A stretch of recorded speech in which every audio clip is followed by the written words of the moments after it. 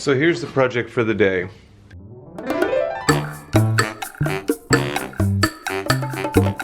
I've been making handles for mugs.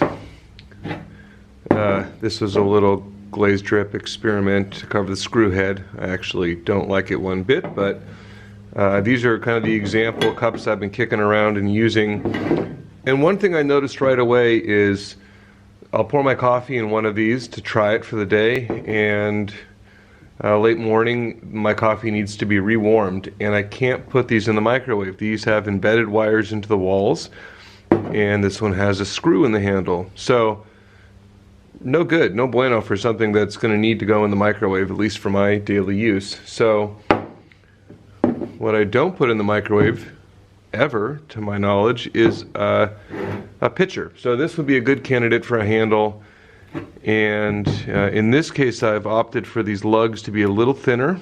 I did a variety of experiments and found them quite strong, but still, with this being full, from a design standpoint, I felt like it could handle a little strut, a little flat piece put in there. So that's what we're going to work on. Now, it occurred to me that, oh, maybe it'd be fun to do a wood handle project for people who don't have a wood lathe. And I was doing some trimming on a tree in the backyard, an oak tree. And I thought, oh, maybe live edge handle, that would be kind of cool. That was just too rustic for me. I want something a little bit more refined. So I'm going to jump onto the wood lathe, and I want to make a barrel-shaped piece, a real slight curve, so that the back line here is kind of says something about the curve of this. And then I want to come in and cut some scallops on the inside of the handle to make sure that you have proper finger clearance. So let's go over to the lathe.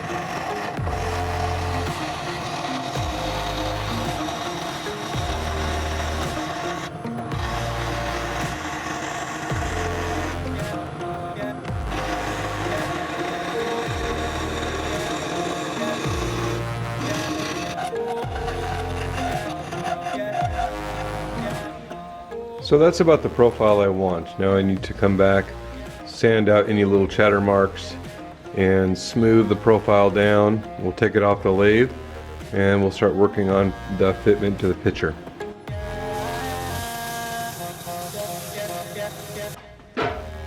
So I have it sanded through several grits up to 320, and I'm going to stop here, but before I take it off the lathe, I want to take the opportunity to put a little bit of oil on it so we can determine what the best grain orientation is going to be on our piece. I will need to finish it again because we're going to take it to the belt sander and put some flat spots on it, but for now I'm going to rub some oil on it so I can see what the grain is doing.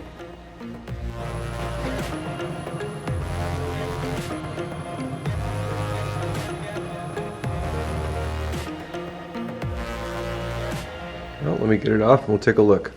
So we're over at the belt sander, and what I want to do, I left this handle a little long when I made it, is I need to cut in the angles. These are not parallel to each other.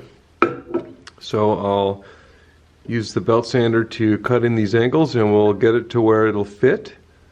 And then the next step is going to be to consider, the thought is to use the belt sander to cut a bevel in here, but I want to wait until I actually have it installed in position. See, that looks too tight to me. I want to come in with the belt sander once it's fit and cut a curve into the handle, and perhaps even matching flats on either side. We're going to just kind of go one step at a time, but step number one is to get this cut so it'll fit.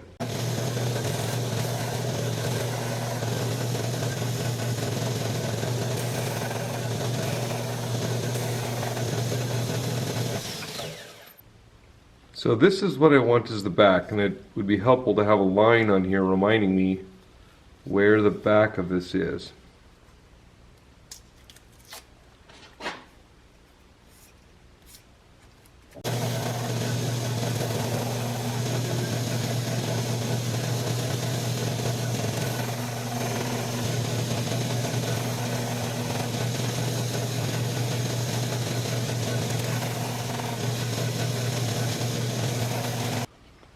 So you can see it's almost there, but this last little bit I'm going to get by hand real slowly. The belt sander is just simply too fast, and it can go beyond where you want to be real quick. So I'm going to hand sand this until it fits in without a real tight wedging feeling. It should just slip in comfortably, and then we'll look for some hardware.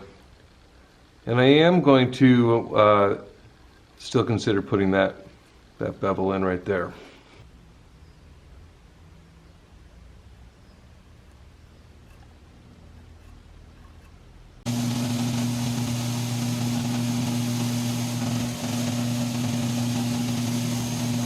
So here it is so far.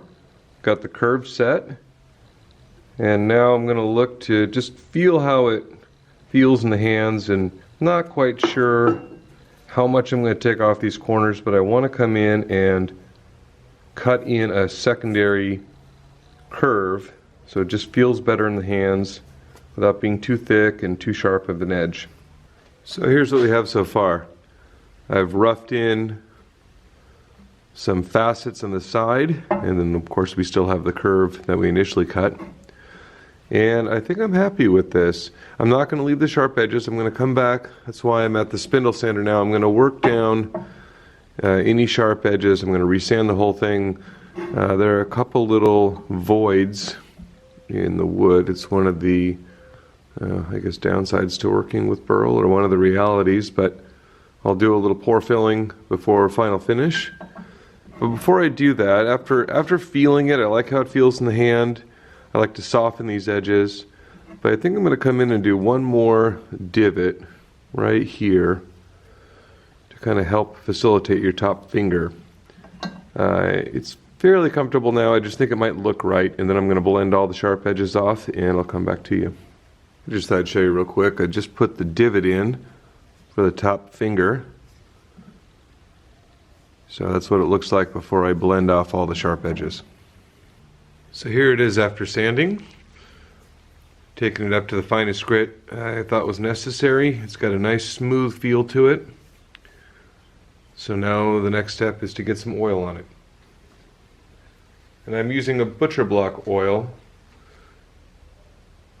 So this wood does not require that we add any additional color. Just oiling it to bring out what's already there is all that's necessary.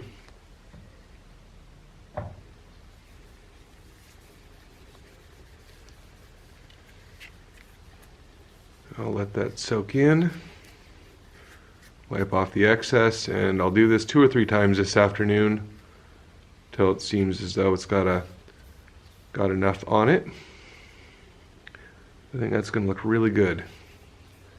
And once it's fully cured, I'll let it sit around for probably 2 days, maybe 3 days before I give it a good rub down and a good wax. I like to get a coat of wax on something like this. Gives a nice soft sheen. But that green is going to look really, really good. So the oiling is done, and I'm ready to install this. I've had to drill out the holes. I had a little bit of chipping on the glaze. It doesn't look as bad as it may seem on the camera, but that's absolutely fine. Now, when I put the screws in, it's going to capture the handle, but I really don't want the screws to to pinch down on it or put any stress into the handle or the ceramic lugs. So I want the screws to go in and just capture the piece. And the way we're going to keep it from twisting in your hands, I mean, there is a slight wedge here, so that does help. But I'm going to put a dab of epoxy when I install it, and that will be the final bit to keep it from twisting. Don't need a whole lot because it's a fairly tight fit. And we can wipe off the excess, although you don't want to make a mess either. And this is System 3 T88 epoxy, if you were wondering.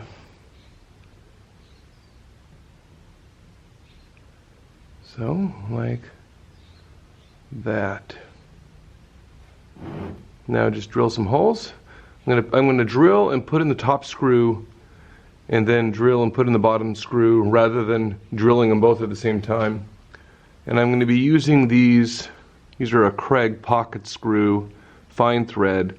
They have a nice flat shoulder to kind of spread the load out on the ceramic where it touches, and a fine thread for hardwood. So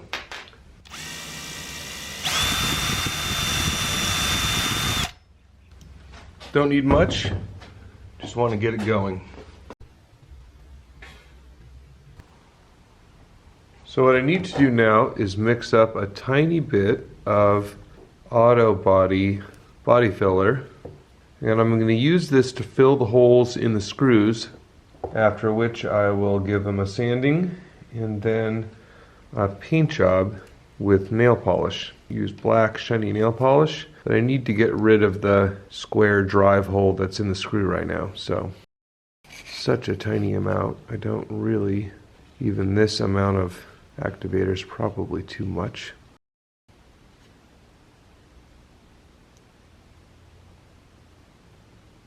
I'm going to make sure there's not an air bubble in there and that it's nice and full.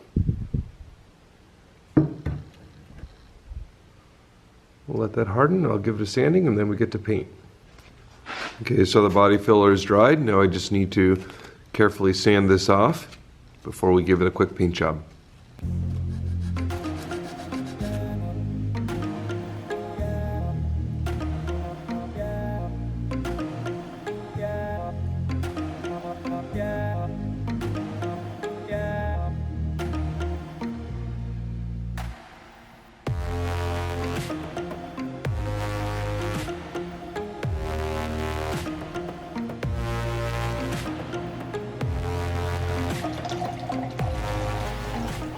Well, that's it. I hope you enjoyed. Take the time to subscribe if you haven't, and give me a like.